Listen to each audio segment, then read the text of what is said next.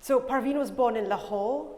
She did her schooling in Simla Hills in India, a beautiful place as you can see in the pictures. She had quite a lot of upheaval. From India, she then moved to China as her dad worked for the UN, and then due to the communists, she had to leave to go back to India again. She arrived in the UK in her early teens, and this was the 1950s with her two brothers. And you can see a lovely picture of her family. She qualified as a doctor in 1966. There's always a connection to celiac disease. So she did her research on celiac disease and dermatitis herpetiformis. In 1999, she was awarded Professor of Medicine and Education at Barts and the London School of Medicine. She went on to have great achievements, getting a CBE in 2001 and a DBE in 2017. She's had an outstanding medical career, and all while bringing up two lovely daughters. I'm sure every person in this room has read the Kumar and Clark, and it's been an international bestseller and known to every medical student, and it's now in its 9th edition. Professor Parveen Kumar has been a teacher, and she's examined both for undergraduate and postgraduate in over 40 countries.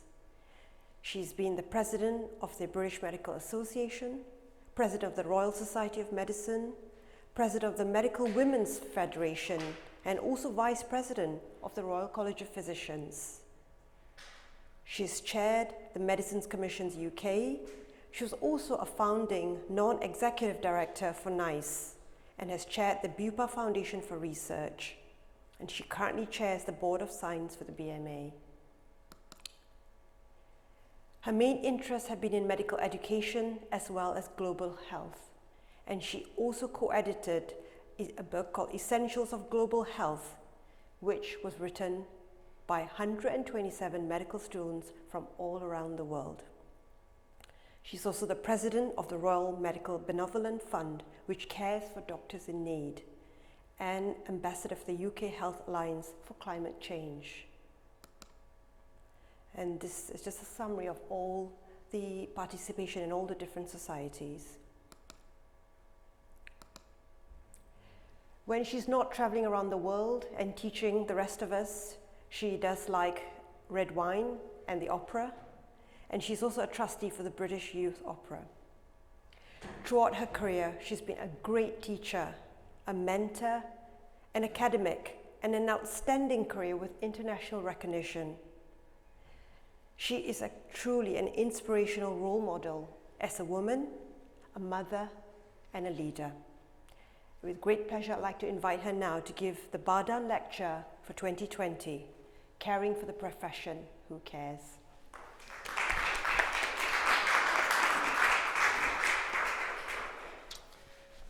Rena, thank you very much. That's a far too generous introduction.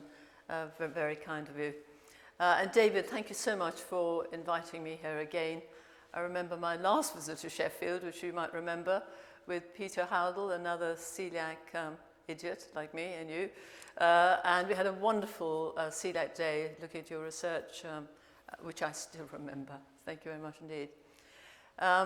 And ladies and gentlemen, it is a huge honour, and I feel incredibly humbled to be giving the Bardhan Lecture.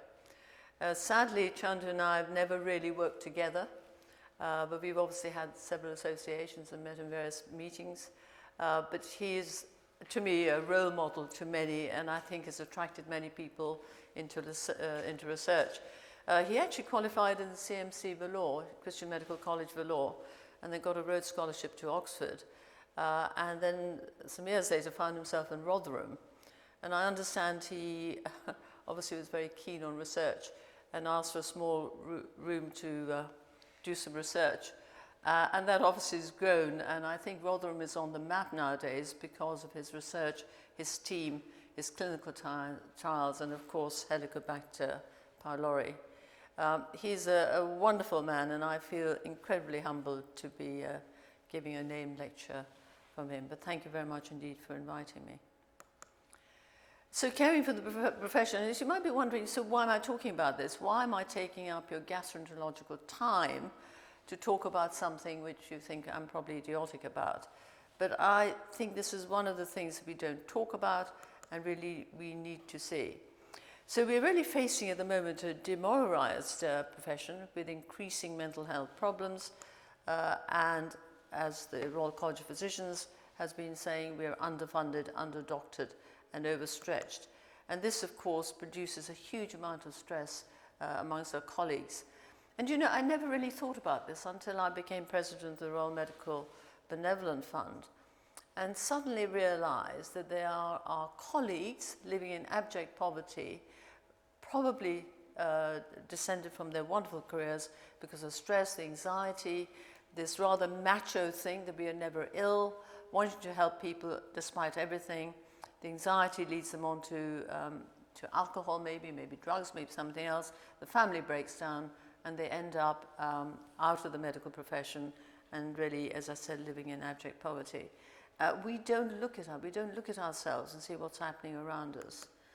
And really, you know, what's gone wrong really is that, you know, if you look at the newspapers, there are always complaints against doctors, there's pushing up the suicide rates, with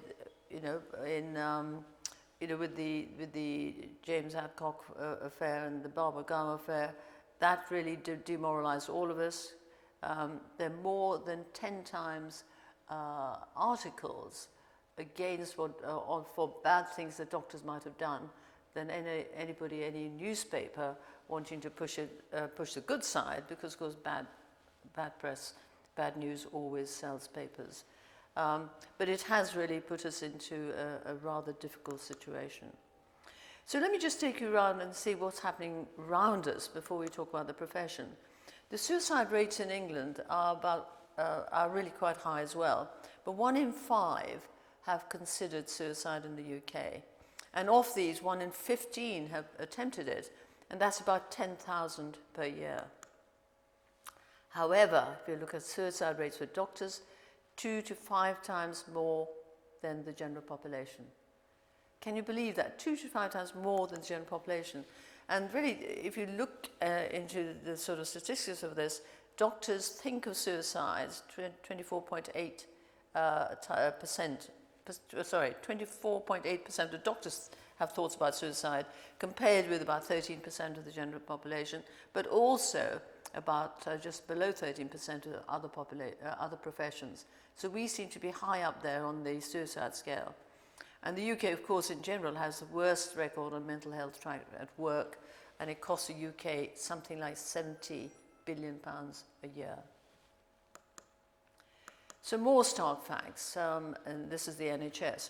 Work-related stress in the NHS is 33 to 38% in England and Wales.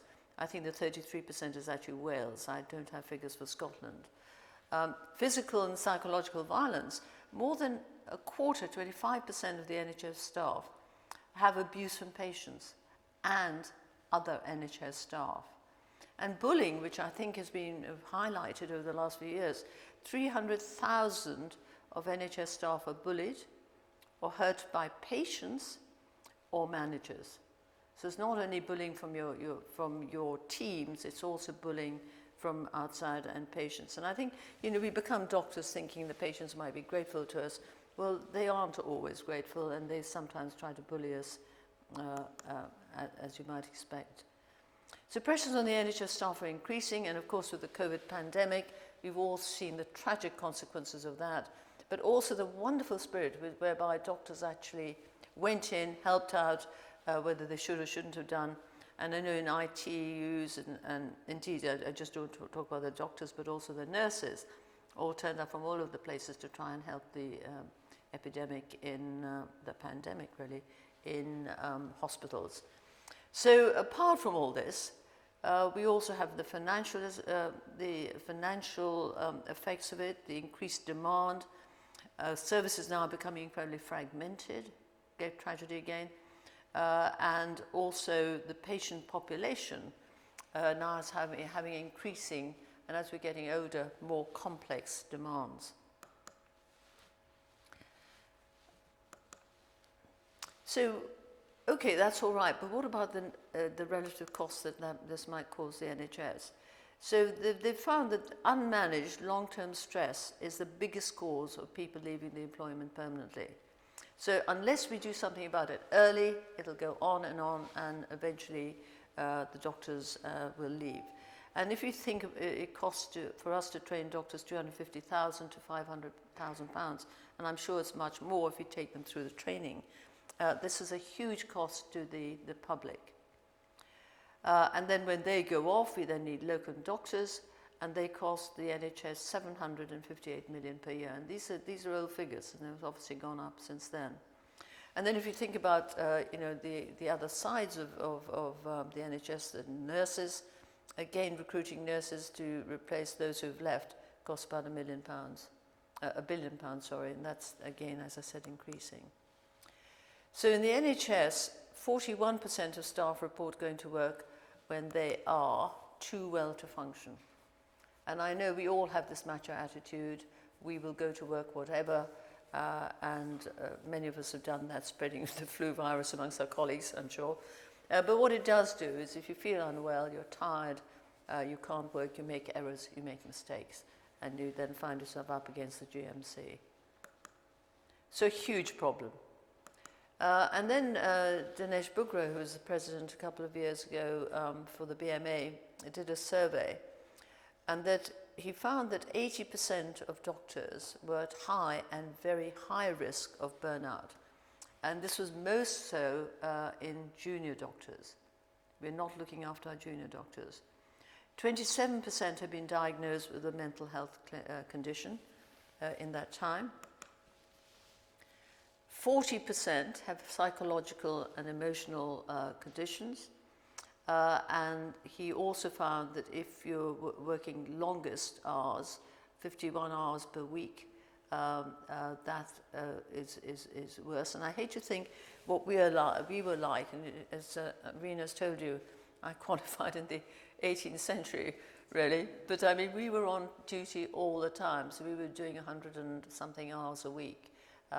We never went out, and I remember when I was a house officer, which is now, of course, FY1, I was allowed to, my half day started at 10 o'clock, and my evening off started at midnight, if at all. So I was in the hospital all the time. So you can imagine. But in fact, we were then looked after, and I think the junior staff were not looked after as well as we were. So if you look at the GPs, 50% say that they or someone in their practice has sought help and support for conditions affecting their work, and these are mental health conditions. And 90% of those who are currently working, and this is again, as we said, any junior staff, are saying that their training, their studying, their environment have all contributed to them not feeling as well as they should do.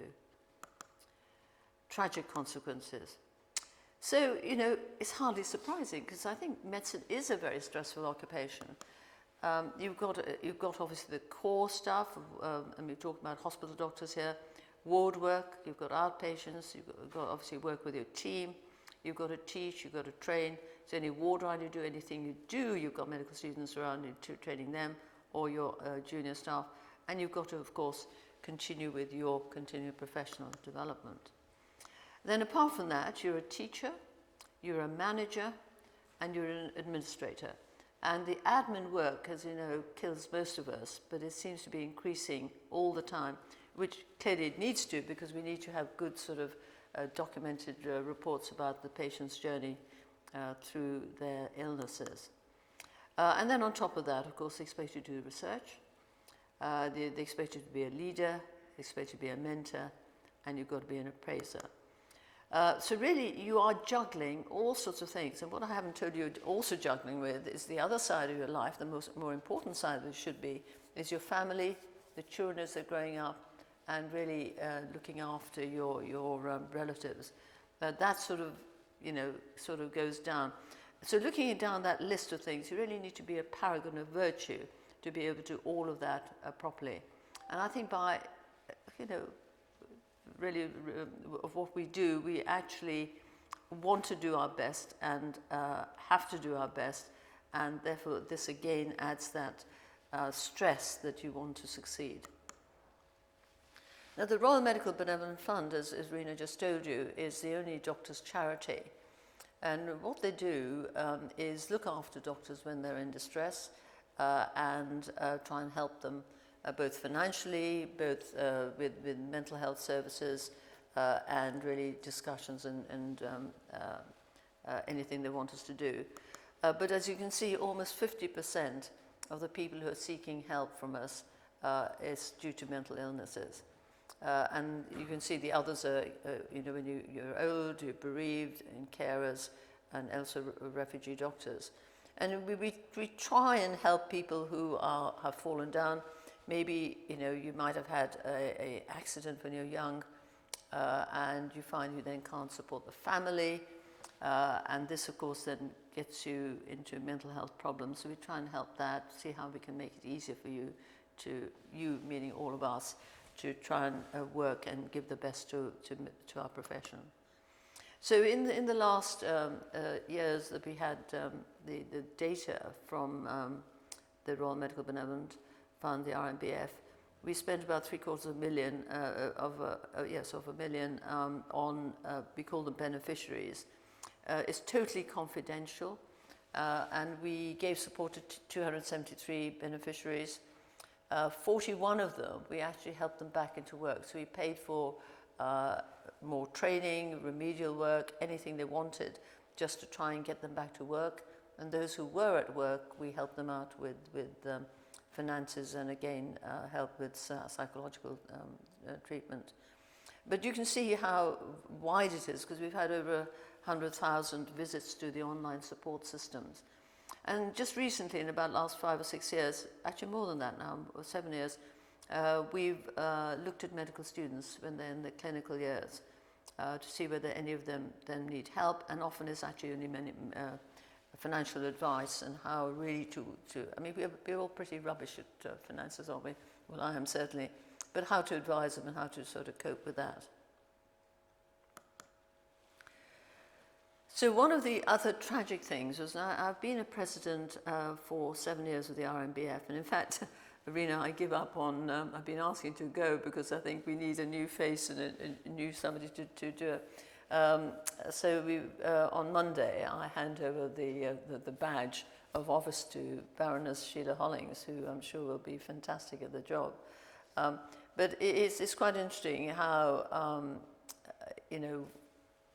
once you realise what the problem is, you want to do it. And my last presidential letter, thank you all very much of those who did. My ambition was to raise £100,000. I'm afraid I got to 98,000. So we did pretty well. So thank you all of those who supported me. Sadly, 2,000 was missing, and I'll have to find that somewhere. But what over my years I've found is the people who are asking for help are getting younger. In the olden days, we got people who were in there, if you just look at the below on the left-hand side, between the ages of 61 to 90 years, there was something. Those are the people we were looking after.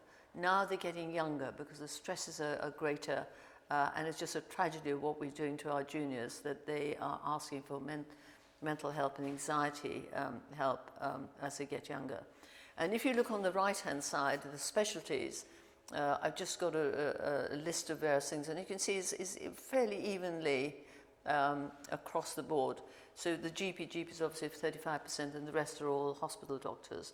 But it's across the board that the stress is going. It's not one particular level. So let's just look around us and see what's going on around in the world. And we really live in the world of uncertainty, and I think certainly COVID-19 has told us life is uncertain, and how we've really changed out of recognition just in the last few months by what COVID has done to us. So we've got change in demography. The world is getting older, our patients are getting older. With the gross migrations that we've had, we've got new diseases coming in there. The diseases themselves are changing, so I think COVID has told us that things can suddenly appear from nowhere. But we've got obesity, and because of obesity, we've got type 2 diabetes, and this is just, brand new diseases. But also remember with climate change, and this is going to cause mega problems. So I think if you, for example, take a 1 degree rise in temperature, world temperature, say in a country like India, you're going to be short of 70 million tons of wheat, and that's food. So we're going to, with climate change, get starvation, further diseases. It's getting hotter. We're going to get the diseases in what we used to call the transmissible, communicable diseases will be coming back again. We thought we were actually getting them down. And of course, the non-communicable diseases are there already, and they'll be worse now with the change in disease and the obesity pandemic that we're going through. All this, of course, is going to impact on the NHS, which, as we said, the RCP called us as overstretched, underfunded, and overworked.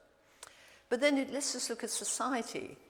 The patients, because of what's been happening with all the modern technology, the AI that's coming on board, are expecting huge expectations, and they want everything. They want everything now.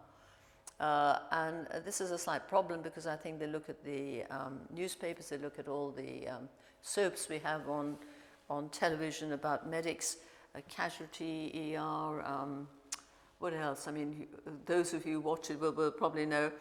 It's like sort of going back to work when you get home and watch these things. But it really raises the expectations of patients that, you know, doctors can do everything, and when it doesn't quite work out for them, you know, they are disappointed.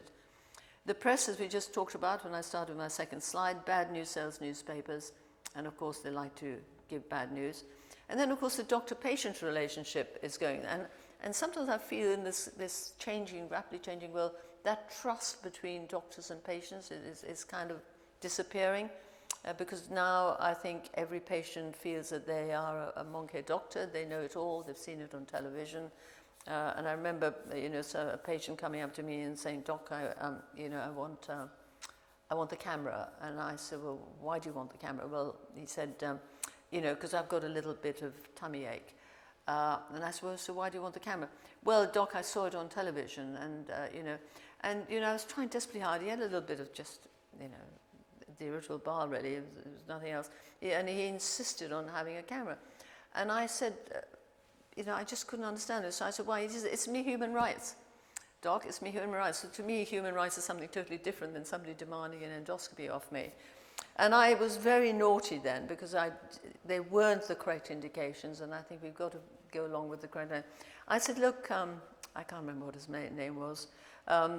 You know, yeah, let's just talk about it." I said, "Look, I'm going to pop this tube down you, and you know, it's quite uncomfortable. You know, put a pop down, but people numb it for you." And then I said, and you know, I hate myself for doing it. I said, "I then go down." I said, "You know, there are lots of things that can go wrong. I go down, and I can see your heart beating." You know, as I go down. Anyway, I tried to persuade him that there are complications to endoscopy, and that I wasn't going to do one. And I said, if I killed him, I would never forgive myself for life. I'd have to top myself as well. So, you know, you've got to get the sort of relative balance with what the patient expects and what you expect. But make sure they don't make you do which is against your training. But remember, they think themselves as doctors. But that trust between that doctor and patient, I'm afraid, has gone. And I don't know why. Maybe the papers and so on, but also, you know, when you watch television, it's all there, so they think we can do everything.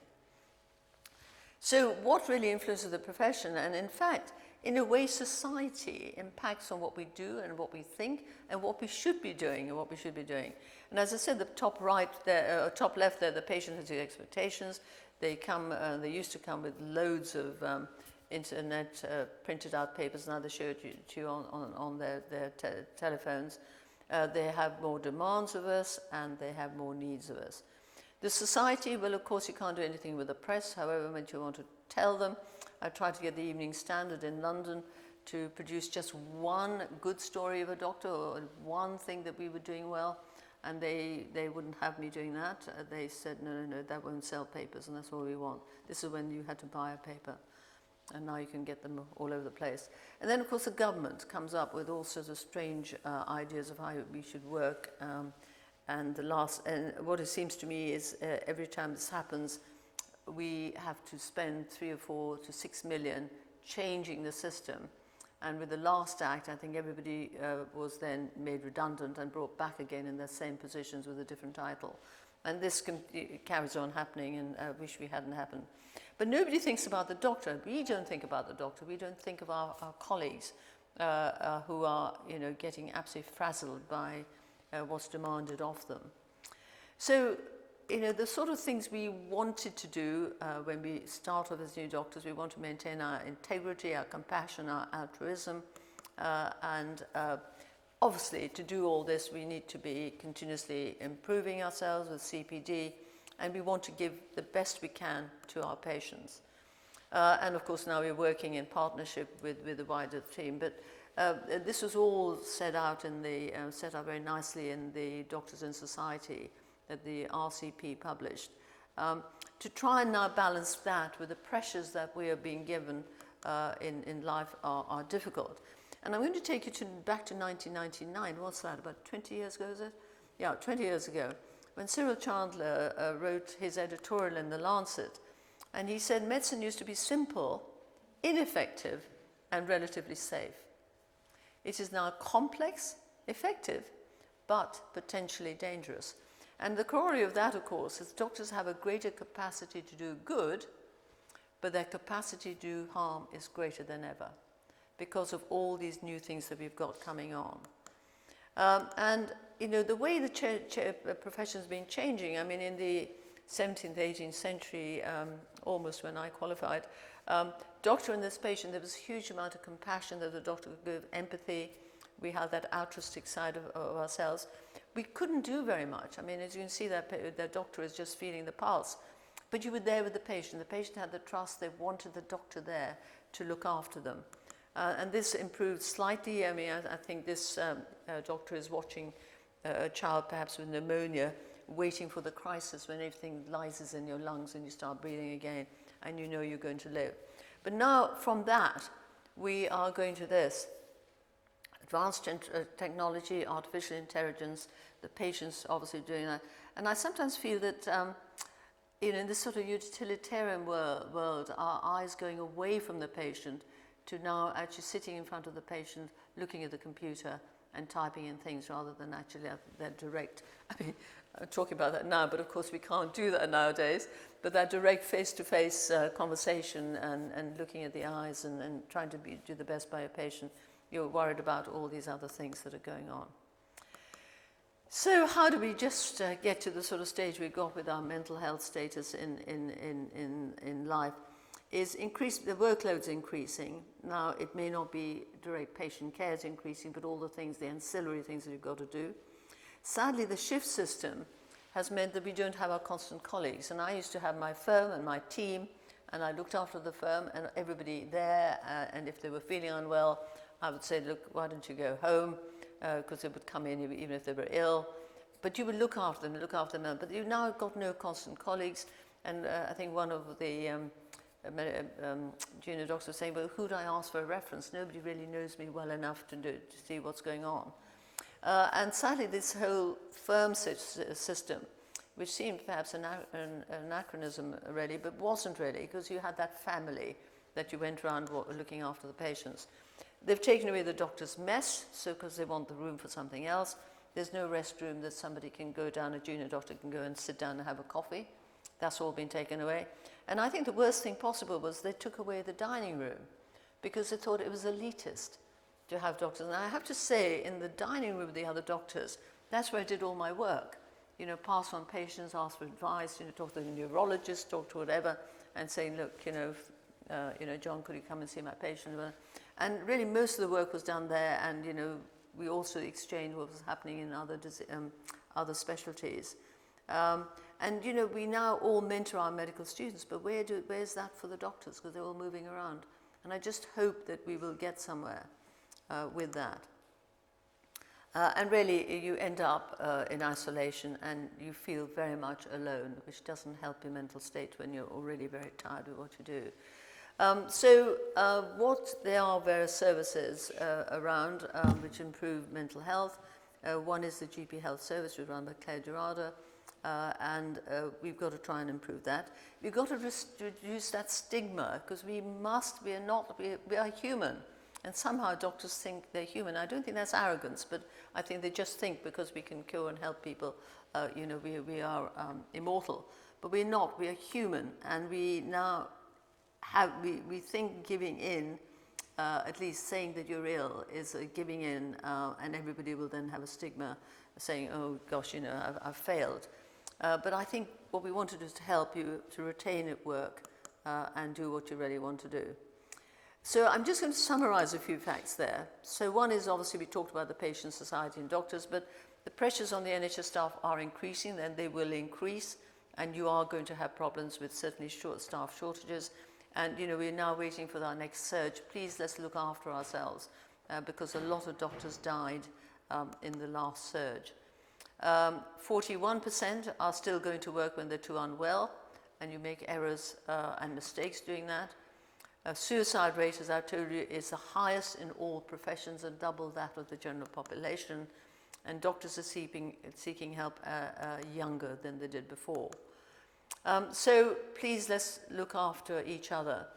Anxiety, depression. So what I want you to do, I want you to look after your colleagues. If you see somebody who's yelling or looking down and trying to rush around doing work, there's something else behind it. It's not that they are nasty people. They are nice people, but just can't cope. So if they're not coping, please help them. It's obviously mental health will disrupt your work life, your family life, and that's the end of a career. And I think if you lose that core that keeps you on what you're doing, and that's your family life, if you lose that, you're really at the end of that. And I think we need to highlight this to the public and society, that we are not, and particularly the government, I think, that we are not, we are a valuable asset, but we will go away if not. So simple things, look after your doctors. If not, try and get support, mentor, caring. If you see somebody, please refer them on. But for example, the RMBF is confidential, so you can't say, look, David or somebody is unwell, or Parveen's unwell. I'll have to go myself because it's totally confidential, and we won't ever let out who's been. And you need to get away from your own hospital, because otherwise they'll say, so-and-so can't cope. It's a stigma, and they will do it. So help is available, but quite honestly, you need to ask for help earlier. I keep saying you, I don't mean you all. You're all right, but I mean us. We need to ask for help, and you's got me in it as well. We need to ask for help early, otherwise we go down, and and I told you, the long-term distress makes the road back to normality and health much slower. So these are the sort of sources that you can get some help from. You can read them yourself, really, but there is help. There's monetary help, there's psychological help, there's psychiatry help, there's counselling services, and the BMA, the Royal Medical Benevolent Fund is joined up with the BMA, and we actually support and provide money for the Doc Health, which is again a thing that BMA runs, and they've had several thousand people phoning up and getting help that way around. So thank you all very much for listening. I hope you've taken it on board. We're not to be macho. We've got to look after ourselves and people around us. And if you want help, let's seek for help. But let's help our colleagues, because otherwise we can't do what we all like doing, which is seeing patients. So thank you very much indeed, and thank you very much indeed for the honour and privilege of allowing me to give your Bardhan Lecture. Thank you.